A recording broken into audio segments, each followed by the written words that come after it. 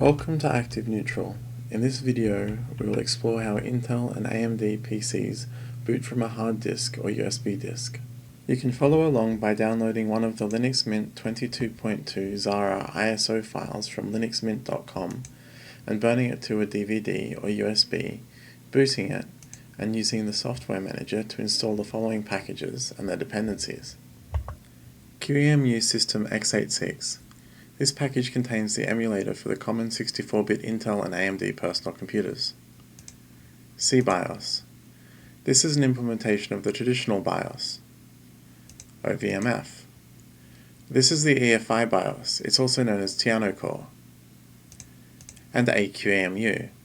This is a graphical front-end for QEMU. When an Intel or AMD machine initially starts, it loads a program from a ROM chip on the motherboard called the BIOS. It provides the initial configuration for the machine. You may have interacted with the BIOS setup program. There are a wide variety of BIOSes and their setup programs. There are two different ways that modern Intel and AMD machines can boot. I'm going to skip over how to configure which device to boot from in the BIOS, as this is different for different BIOSes. We will assume that the BIOS is trying to boot from the hard disk or USB disk that we want it to boot from. The first and traditionally only way is just to load the first 512 bytes of the disk and run it. The master boot record was a common partition table used for these machines. It was fully contained within the first 512 bytes and consisted of three parts. The first part was the first 446 bytes, which was the boot code.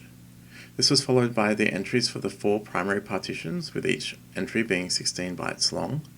And finally the boot signature 55AA, which let the BIOS know that this disk is bootable.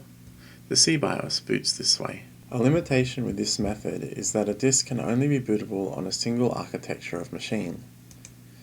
Examples of machine architectures that you may come across are x86-64 for the 64-bit Intel and AMD machines that we've been talking about, ARM used by many smartphones and tablets and also the Raspberry Pi, and PowerPC used by the Apple iMac between about 1998 and 2007. The more modern way to boot is somewhat more complicated, but also more flexible. This way is called EFI or UEFI. Note that EFI or UEFI BIOSes can often boot the traditional way using CSM. With EFI or UEFI, the disk is assumed to have an MBR partition table that contains either an EFI system partition or an MBR protective partition. You will find an MBR protective partition on a disk that is using the GPT partition table.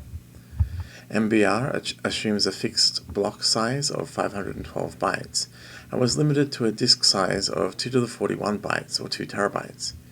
The GPT disk size limit, for comparison, is 2 to the 73 bytes for disks with a block size of 512 bytes and 2 to the 76 bytes for disks with 4K block size. If the EFI BIOS finds an MBR protective partition, it will look for the EFI system partition in the GPT table instead. The EFI system partition contains an ordinary FAT32 file system, the same as you might find on a Windows 95 or Windows 98, but instead of using the normal FAT32 file system type, it uses the type called EFI system partition.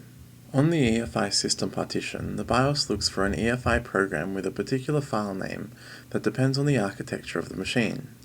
For 64-bit Intel and AMD machines, it is at /EFI/boot/bootx64.efi.